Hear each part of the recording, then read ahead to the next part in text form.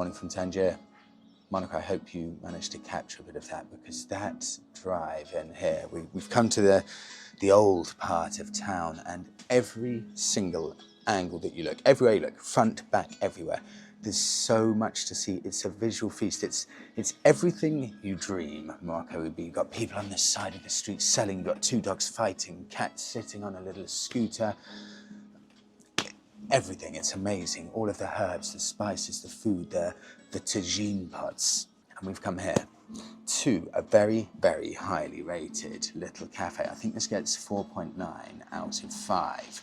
I've ordered 2 Moroccan breakfasts, so you get a selection of different pastries. I'll be completely honest, I don't know the names of these, but there are a number of different types that all look like slightly different variations of a similar thing. Orange juice, yogurt, espresso for me, and an Americano for Monica. And this is all part of the same breakfast. I think, to the best of my knowledge, this should work out, I think, at about £4 each. So it's very reasonable value. Plan for the day, 400 miles and 6 hours driving almost directly south to Marrakesh. I'll just move out the way a bit, just so you can see what the beautiful interior design and the architecture and the patterns and the colors are like. It's also very Moroccan. It's really amazing. All of these, I mean, look at that. I love it. I love everything about it. It was so nice to wake up with blue sky in the apartment and just have a look over at the sea with the ferries crossing over from Spain to Africa. It feels magical.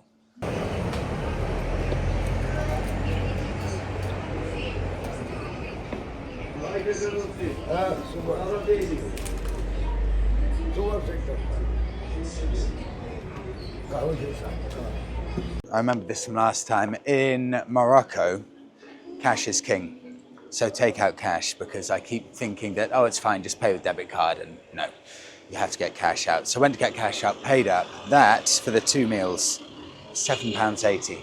It's such good value. It's also really interesting to see, like this gentleman here. You can pick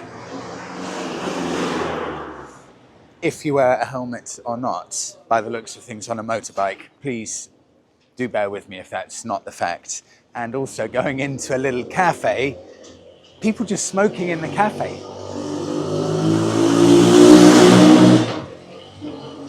Just everywhere there's stuff to see. I love it. So we're downstairs at the cafe, and gentleman there reading the newspapers, having a coffee, cigarette in hand. Inside, it's an assault for the senses everywhere. So I think we'll just have a quick wander around here, because this is infinitely more interesting than I thought. And then we'll head off. But the problem is, it takes about 10 times longer to get anywhere, because everywhere is so fascinating.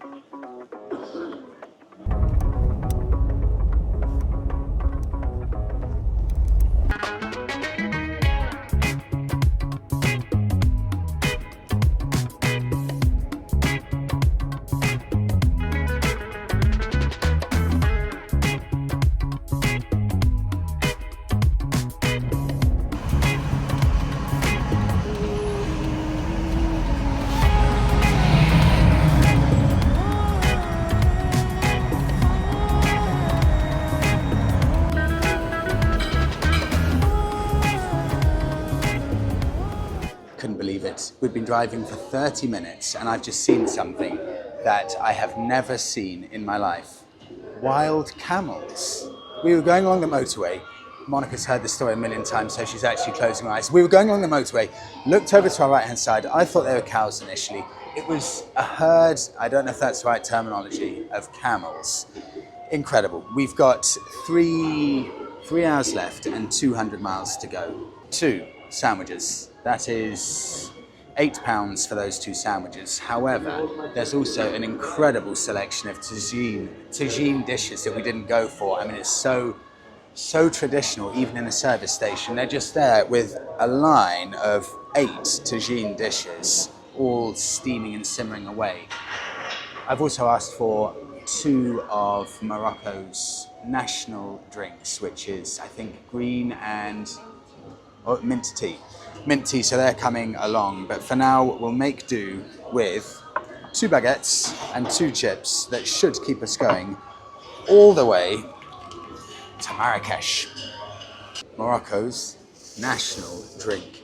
Even in a service station, they still do it properly.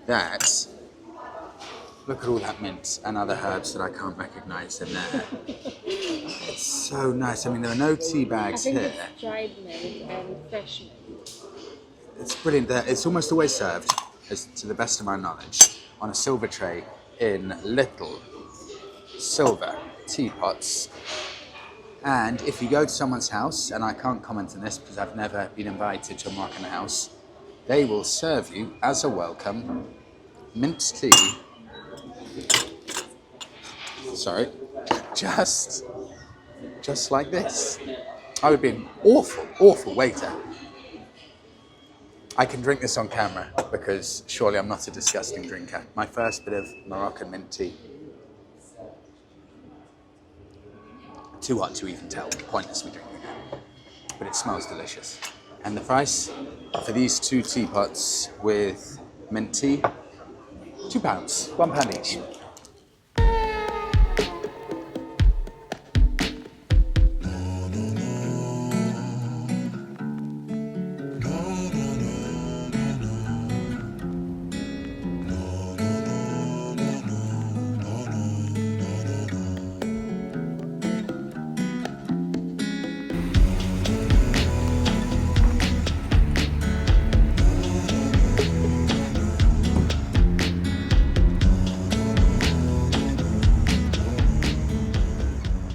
This is perfect. So we pulled over to fill up with fuel and we noticed this, Shell Helix Vintage. This is literally a little booth where all you have done is get an oil change. So they've got all of the prices up here and they just point out which oil you're going to need. I think ours is the top right and that works out.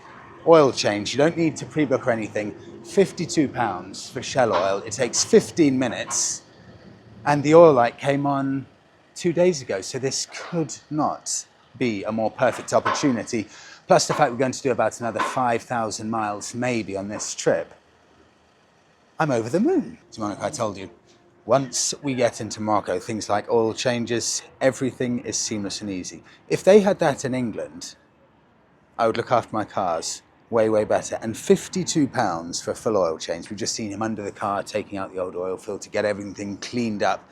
And it's a proper Shell official oil change section with Shell petrol. Everything is Shell, legit, the highest quality. We've got 1 hour left of the journey. I'll be completely honest, this has probably taken a little bit longer than we thought, and I'm not 100% sure why. And especially when it gets dark, you've been driving for a long time, you have to compete with lorries stopping or going to about 10 miles an hour because they've missed a junction and getting ready for that. And then 2 guys on a moped or a motorbike with no lights at all, and you only see them about 10 minutes before you actually reach them. So you have to have your wits about you. But Marrakesh now, I think it's no more than about 50 miles away. This will be the last coffee of the day, espresso, just to perk me up and keep me going for the last bit. The service is fascinating. I've never had anything like this before. So the gentleman doing the oil, he's emptied out all of the oil. He's got the new filter. Everything's ready to go. He then walked over to the petrol filling pumps over there. And next to all of the pumps, you've got oil. And I never fully understood why the oil is next to the pumps. It's because he'll just walk over to the pumps, pick up the exact oil you need. And like a fine vintage of wine, he will hold the bottle of oil like that to make sure you're happy with it and say, are you okay with this? And then just say, yes, please, that looks very nice. And off he goes and fills up the car.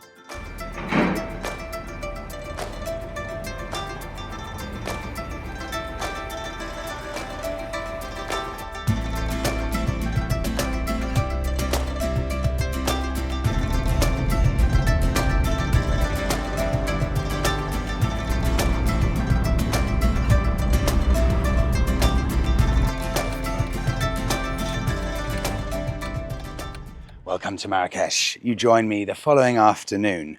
We've spent the past, I would say, 18 hours just enjoying a bit of the city, going grabbing a coffee, a bite to eat, and just wandering around.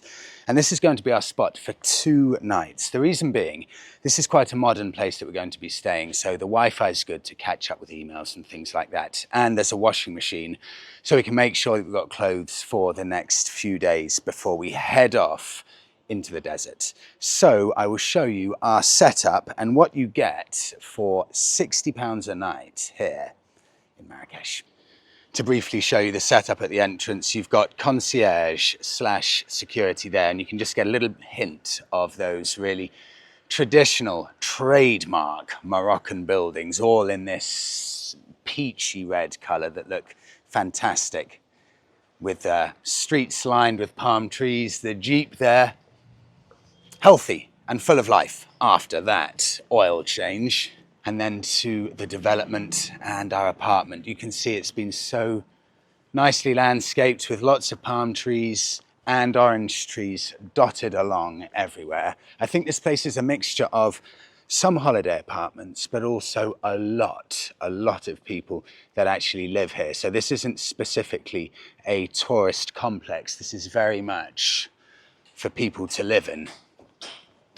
Coming through here past the cacti, you can hear the bashing from someone building in that apartment to my left. This one up here should be ours if I remember correctly.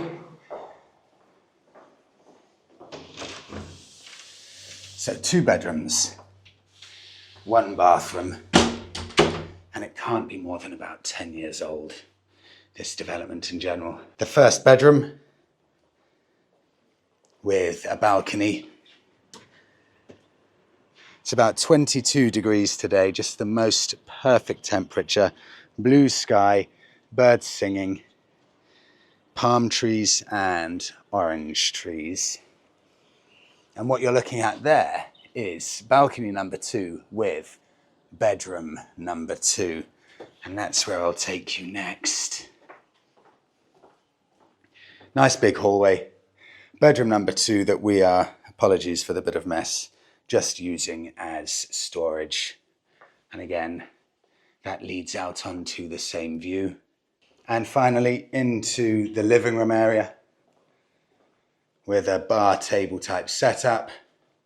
TV that, I'll be completely honest, does not work. It looks like it's about 15 years old. And the router in the corner there, we had hoped would be really fast Wi-Fi, but we found Wi-Fi is a bit of an issue here in Morocco. But it's a lovely place, really good place to catch up with everything, unwind and chill out before the next bit of the adventure, the trip so far.